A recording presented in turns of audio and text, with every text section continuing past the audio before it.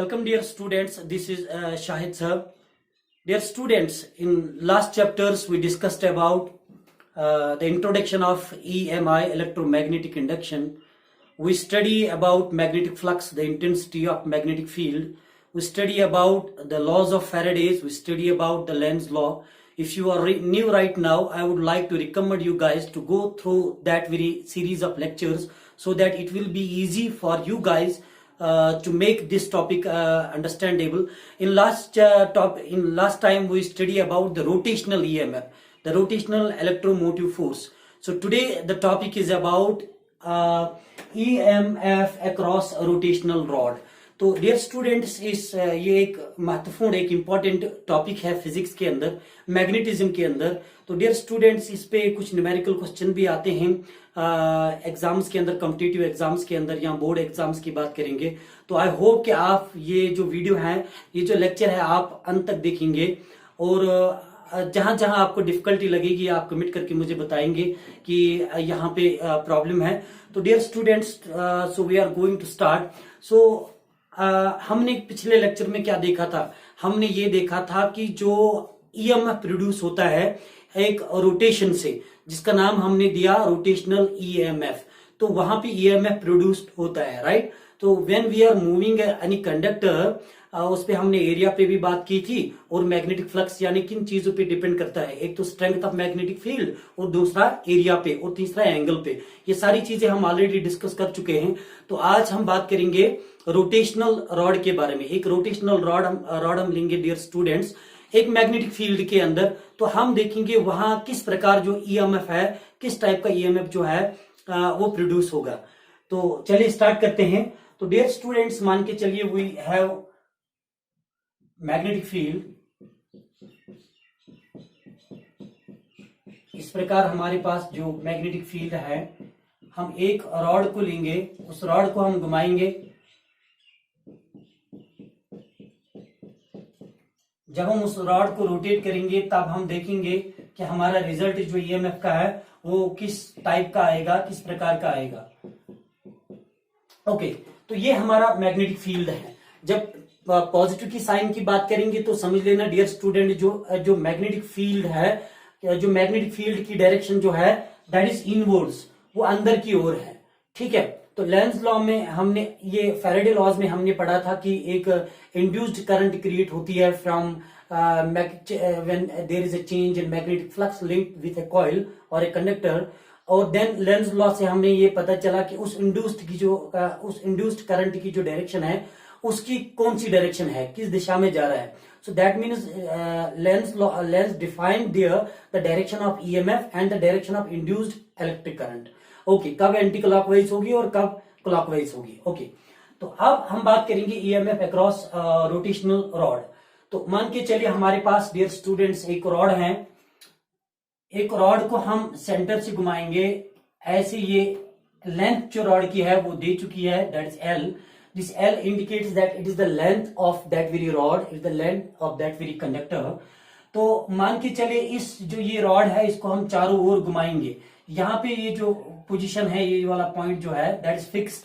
एक रॉड को हम जब फिक्स्ड रखेंगे, मान के चलिए ये एंड जो है ये फिक्स्ड है, इसको हम घुमाएंगे ऐसे, ऐसे करके घुमाएंगे, ऐसे करके घुमाएंगे, ऐसे करके घुमाएंगे. तो ये एक सर्कल जैसे बन जाएगा यहाँ पे. तो अभी यहाँ पे एक ये रॉड की पोजीशन होगी एक बार, तो सेकंड टाइम यहाँ पे पोजीशन होगी, थर्ड टाइम यहाँ पे पोजीशन होगी, फोर्थ टाइम यहाँ पे पोजीशन होगी. तो हमें क्या मिलेगा? हमें एक सर्कल जैसा मिलेगा. ओके, मैग्नेटिक फील्ड है. नाउ डियर स्टूडेंट्स, अब मान के चलिए कि ये जो लेंथ ऑफ द कंडक्टर है, ये जो रॉड है, अब इस रॉड को मैं, ये फिक्स्ड पॉइंट है यहाँ पे, अब इस रॉड को मैं नीचे की ओर घुमाऊंगा. मैं फोर्स अप्लाई करके इसको नीचे की ओर लाने की कोशिश करूंगा. जब मैं नीचे की ओर लाने की कोशिश करूंगा तो मान के चलिए अभी जो रॉड की पोजीशन है वो यहाँ पे है. तो इस प्रकार हमें मिलेगा एक फिगर, हमें यहाँ पे मिलेगा. पहली फिगर जो है वो यहाँ पे मिलेगा. और देन ये अब नाउ द क्वेश्चन इज कि ये नीचे कैसे आया.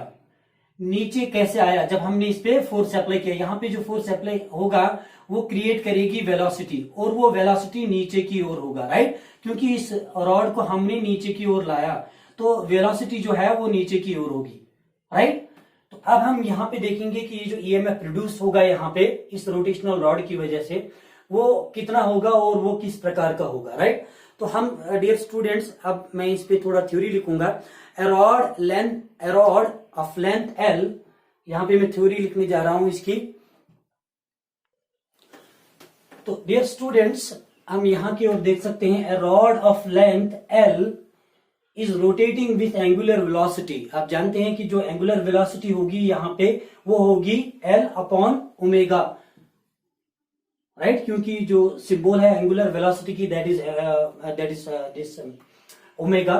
तो डियर स्टूडेंट्स, अब मुझे ये बताइए कि जो यहाँ पे ईएमएफ होगा, रोटेशनल ईएमएफ फार्मूला आप जानते हैं, तो जो यहाँ पे ईएमएफ होगा वो इक्वल टू होगा, जरा एक बात सोच के मुझे बताइए कि वो किसके बराबर होगा, जो यहाँ पे अब इस रोटेशन की वजह से जो ईएमएफ प्रोड्यूस होगा, क्योंकि हमने रॉड कहाँ की ओर लाया, यहां से इस पोजीशन से लेके नीचे की ओर इसको लेके आए, एंड किस वेलोसिटी से, with a certain velocity that is v, और ये किसकी ओर से, नीचे की ओर से है, यहाँ की मैं बात कर रहा हूं, और यहाँ पे वेलोसिटी कितनी होगी इस पॉइंट पे, सर दैट इज 0। यहाँ पे जो है इस रॉड की वेलोसिटी कितनी है, 0, और यहाँ पे कितनी है, दैट इज v। तो मान के चले इस रॉड को मैंने यहां से यहां घुमाया, तो यहां तो चेंज नहीं हुई ना पोजीशन, तो that means velocity is 0, alright. लेकिन यहाँ पे पोजीशन चेंज हुई इस पॉइंट पे, एक और एंड से इस एंड से ये जो चेंज हुई है पोजीशन, क्यों चेंज हुई है, बिकॉज इसके पास वेलोसिटी है। ओके, तो ये जो है वो किसके बराबर है, that is B L. What is there B, B is a magnetic field. ये जो मैंने पहले ही बताया कि ये यहाँ पे मैग्नेटिक फील्ड ऑलरेडी एग्जिस्ट है, तो दैट मीन्स जिस B is the strength of magnetic field, this L is the length of conductor. अब जो वेलोसिटी होगी यहाँ पे ये किसके बराबर होगी, क्योंकि डियर स्टूडेंट्स मैंने कहा कि अगर हम एक रॉड को नीचे की ओर लाते हैं, जब हम दोनों एंड्स की नीचे की ओर लाते हैं, तब हमारे पास जो क्योंकि यहाँ पे भी वेलोसिटी है और यहाँ पे भी दोनों एंड्स पे वेलोसिटी है, तो तब हम यूज करते थे E equal to B L V. लेकिन यहाँ पे एक और फिक्स्ड है, खाली इस ओर चेंज हो रही है वेलोसिटी, राइट, और नीचे की ओर। तो यहाँ पे हम कैलकुलेट कैसे करेंगे velocity, very simple, this the at standard concept, कि इस स्थिति में हम एवरेज वेलोसिटी का यूज करते हैं, right. When we are going to use this average velocity, तो एवरेज वेलोसिटी किसके बराबर होगी, एवरेज वेलोसिटी, तो दैट इज इक्वल टू 0, क्योंकि यहां पे जो वेलोसिटी है दैट इज 0, दोनों एंड्स की वेलोसिटी हमने लेनी है, लेकिन यहाँ पे इस पॉइंट की जो वेलोसिटी है दैट इज 0, क्योंकि यहाँ रॉड मूव नहीं हो रही है, that is fix, plus v upon 2, this v is that very velocity, इस एंड की जो वेलोसिटी है, राइट। ये हमारे पास एक एवरेज वेलोसिटी है। तो मुझे बताइए स्टूडेंट्स, तो ये हमें किसके बराबर मिलेगी, तो ये मिलेगी हमें बराबर v upon 2। Is that clear? I hope कि यहां तक आपको डियर स्टूडेंट्स कोई भी दिक्कत नहीं है, आपको पूरा समझ आ चुका होगा यहां तक, इस फॉर्मूला तक, ये जो एवरेज वेलोसिटी हमने यहां पे क्यों यूज की है। तो डियर स्टूडेंट, आप मुझे ये बताइए कि ये जो देयरफॉर यहां पे जो ईएमएफ प्रोड्यूस होगा, ईएमएफ प्रोड्यूस्ड, वो किसके बराबर होगा, that will be B L V upon 2, right, क्योंकि यहां पे हम v अपॉन 2 यूज करेंगे अब, ठीक है। तो यहां पे जो produced, therefore the produced EMF is equal to B L v upon 2। This b is the strength of the magnetic field, this l is the length of this very rod, this very conductor, and then v is that very velocity, क्योंकि ये नीचे की ओर आ रहा है, right, upon 2। ये कैसे use किया हमने, एवरेज वेलोसिटी को लेके। तो अब मुझे ये बताइए, अगर हम if in n terms of angular velocity, तो n terms of angular velocity के लिए क्या होगा, इन n टर्म्स ऑफ वेलोसिटी, किसके बराबर होगा, क्योंकि अभी एक लिया, यहाँ पे आ जाएगा, फिर यहाँ पे आ जाएगा, फिर यहाँ पे आ जाएगा, फिर यहाँ, और इस तरह हम एक रॉड को घुमाएंगे एक सर्कल में, राइट। तो ये जो n टर्म्स ऑफ वेलोसिटी होगी वो किसके बराबर होगी, that will be one half upon B L square V. One half n terms के लिए जो हमारे पास जो कैलकुलेटिंग फॉर्मूला आएगी that will be one upon B L square V. तो डियर स्टूडेंट्स, ये जो हमारे पास in terms of N terms of velocity जो हमारे पास आई, क्योंकि यहाँ पे एंगुलर वेलोसिटी है तो वो आ गया हमारे पास one upon B L square omega. This omega is what, that is angular velocity. ये ओमेगा हमने वी के बदले यूज क्यों किया डियर स्टूडेंट्स, क्योंकि हम जानते हैं कि ये जो वी है यहाँ पे a rod of length L is rotating with an angular velocity, that's omega. This angular velocity is equal to L multiply omega. तो इस v के बदले हमने क्या यूज किया, हमने L ओमेगा यहाँ पे यूज किया। तो L अपॉन L कितना हुआ, that is L square. That is why we have a new formula for n terms of velocity, that is 1 upon b L square omega. This b is nothing, just this magnetic field, and this L is the length of conductor, and this omega is what, that is angular velocity. तो dear students, यहाँ पे कुछ students यहाँ कुछ teachers और alternative method use करते हैं इसको कैलकुलेट करने के लिए। वो अल्टरनेटिव मेथड भी I am going to explain you. तो आई होप कि अभी तक यहाँ तक हम पढ़ चुके हैं, यहाँ तक कोई दिक्कत नहीं है आपको। हम बात कर रहे हैं ईएमएफ अक्रॉस रोटेशनल रॉड। हमने यहाँ पे देखना है कि ये जो रोटेशनल, जब हम एक रॉड को रोटेट करेंगे, रोटेट करके हमारे पास जो ईएमएफ आएगा उसी चीज के बारे में हम यहाँ बात करते हैं।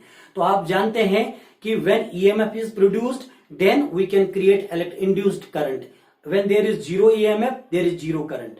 If the EMF is more, then the current is more. And the whole thing is depend on magnetic flux, the change in magnetic flux, which is linked with a coil, with this conductor, right? तो वो magnetic flux में already समझा चुका हूं कि अब alternative method जो है dear students, वो कौन सा method है वो अब मैं explain करने जा रहा हूं यहाँ पे। तो dear students, what is alternative method? First, you guys tell me कि यहाँ पे मैं लिखूंगा पहले alternative method। बहुत सारे स्टूडेंट्स ये मेथड यूज करते हैं, तो आप भी कर सकते हैं। जो आपको इजी लगे वही वाला मेथड आप यूज कीजिए। तो अल्टरनेटिव मेथड क्या है डियर स्टूडेंट्स, आप जानते हैं ई जो है वो किसके बराबर है, that is d5 upon, forget about the sign, negative positive sign, वो यूज करते हैं d5 upon dt। What is this d5 here, the d5 is change in flux, right, upon time, कितने समय में कितना फ्लक्स चेंज होता है, that is what, that is EMF. Okay, तो ये मुझे बताइए ये जो d5 है ये किसके बराबर है, हमने मैग्नेटिक फ्लक्स में पढ़ा, ये डियर स्टूडेंट्स किसके बराबर है, that is D be the product of magnetic field and this area upon dt। Is that clear? I hope कि ये आप जानते हैं कि ये जो d5 है ये किसके बराबर है, magnetic, the product of magnetic field and area upon dt। यहां तक कोई दिक्कत तो नहीं है, ठीक है। अब मुझे ये बताइए डियर स्टूडेंट्स, ये मैं इस तरह भी लिख सकता हूं कि जो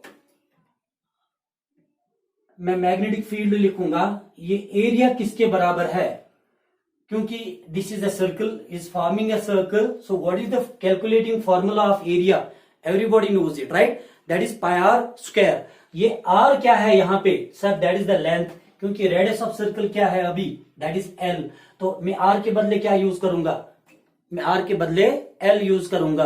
तो जब मैं आर के बदले एल यूज करूंगा तो मेरे पास फॉर्मूला आएगी पाई एल स्क्वायर अपॉन टी। यहां तक तो कोई दिक्कत नहीं है, राइट। अब मुझे ये बताइए कि यहां जो dt है, इस dt के बदले में क्या यूज करने वाला हूं, ये dt मैंने बताया था एक स्मॉल अमाउंट, खाली यहां से यहां तक के लिए, राइट। अब मुझे एक बात बताइए, मैं इस रॉड को पूरा घुमा रहा हूं, पूरा पूरा सर्कल में घुमा रहा हूं, तो इसके लिए एक टाइम लगेगा, राइट। उस टाइम का नाम मैं रखूंगा t, राइट।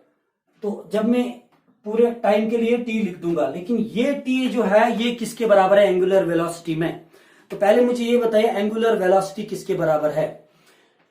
तो यहां मैं लिखूंगा डियर स्टूडेंट्स कि जो एंगुलर वेलोसिटी है यानी omega, that is equal to किसके बराबर है, जब एंगुलर वेलोसिटी की formula 2 pi upon T, that is 2 pi upon T. तो अगर आप मुझे टी निकालना होगा तो मेरे पास क्या आ जाएगा, जब मैं टी निकाल लूंगा तो मेरे पास आ जाएगा 2 पाई ओमेगा, राइट।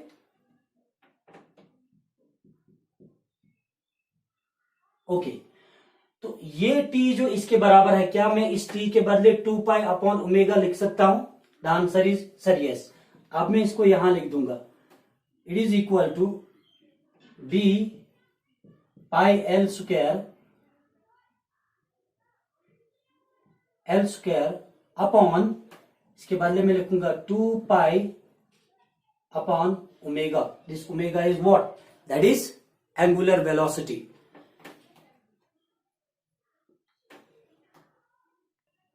डियर स्टूडेंट, जब मैं इस फॉर्मूला को सिंप्लीफाई करूंगा तो मेरे पास आ जाएगा 1/2 B L square omega. Is that clear. तो ये फॉर्मूला जो है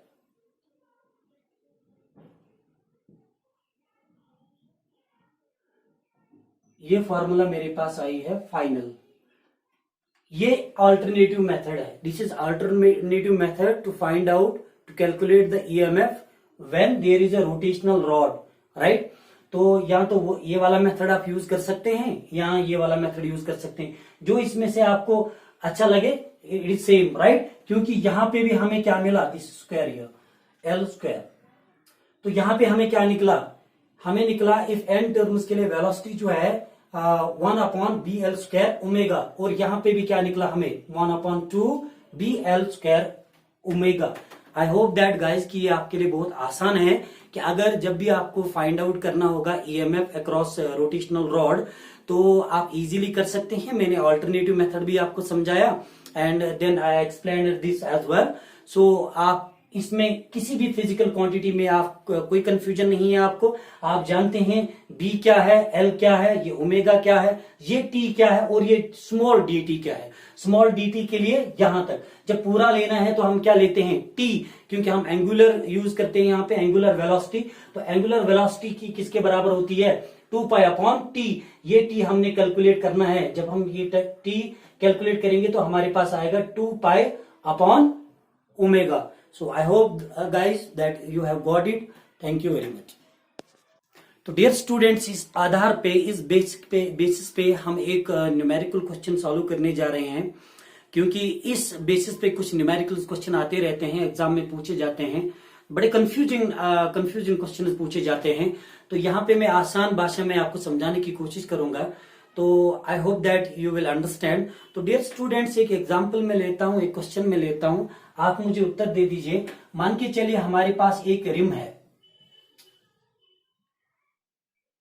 तो इसमें जो आप जानते हैं रिम और एक्सल, आप जानते हैं, साइकिल तो चलाई होगी आपने, राइट। उसमें स्पोक्स होते हैं, इजंट दैट, और उसको हम रिम कहते हैं, राइट। और बीच में एक एक्सल लगा हुआ होता है। तो I hope you are very familiar about axle and rim. तो इसमें मान के चलिए कि इसमें स्पोक्स हैं and spokes are 8 in number.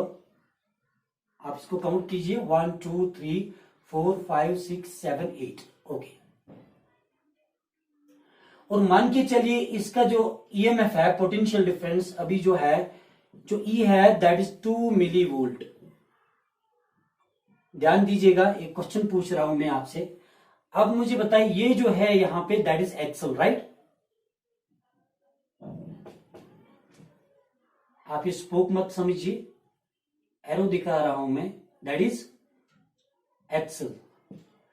और अगर ये एक्सल है तो ये हम एक रिम ले लेते हैं, Okay. Now the question is, what will be the if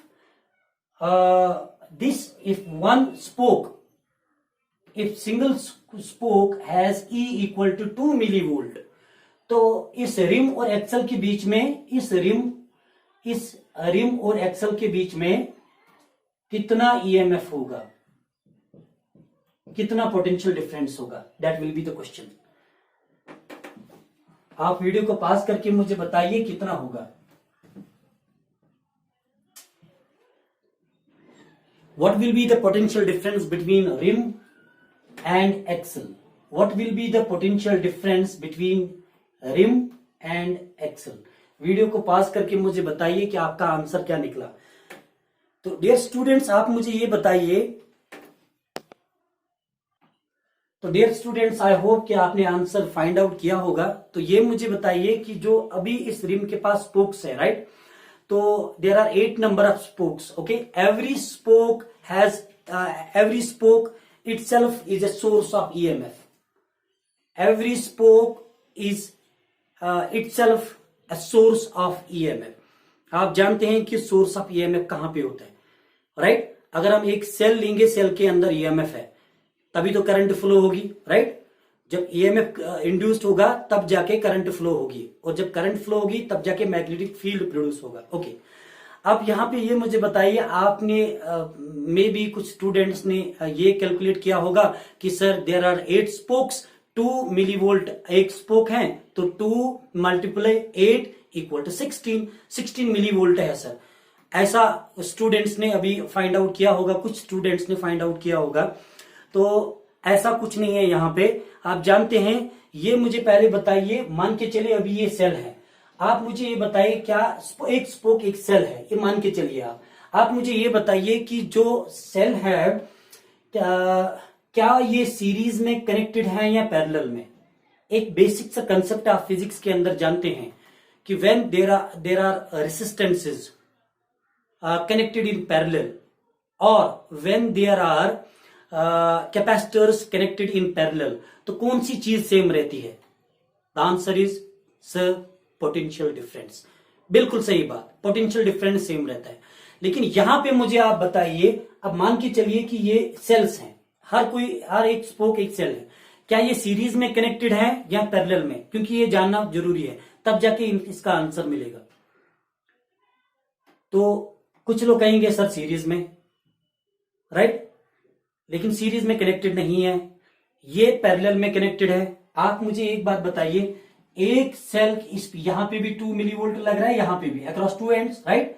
ये जो यहां पे है, ये मान के चलिए this is negative, this is positive, this is negative, this is positive, this is negative, this is positive, negative positive, right? हर कोई इसी प्रकार का नेगेटिव पॉजिटिव। अब मुझे बताइए, हर कोई नेगेटिव एंड जो है वो यहां पे कनेक्टेड है, हर किसी स्पोक का। अब आप मुझे बताइए क्या है? हाँ सर, ये पैरेलल में कनेक्टेड है, बिल्कुल सही, ठीक है। क्योंकि जब आप पैरेलल में कनेक्टेड होते हैं तो उसमें उसका क्या रहता है सर? पोटेंशियल डिफरेंस जो है that remains same, isn't it? तो अब मुझे बताइए कि यहां पे जो है, यहां पे कितना ई प्रोड्यूस होगा?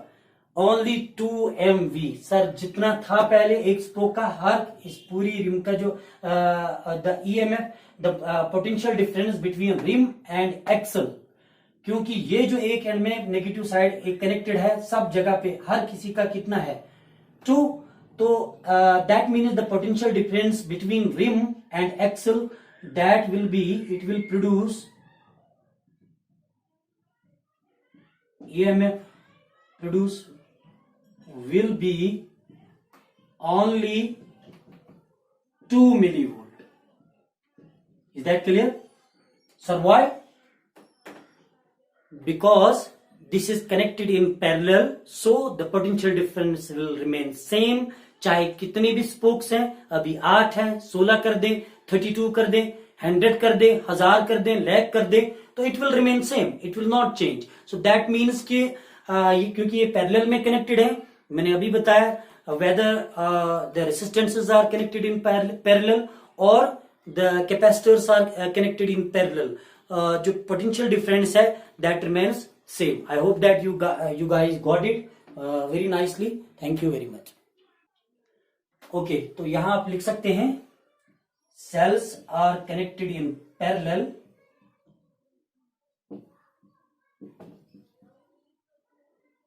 तो जब रेसिस्टेंसेस या कैपेसिटर्स या सेल्स कनेक्टेड होते हैं पैरेलल में, what remain same sir? The PD remain same, the potential difference remain same. तो हमारे पास जो आंसर होगा इस पूरी the potential difference between rim and axle वो कितना होगा? That will be only 2 milli volt.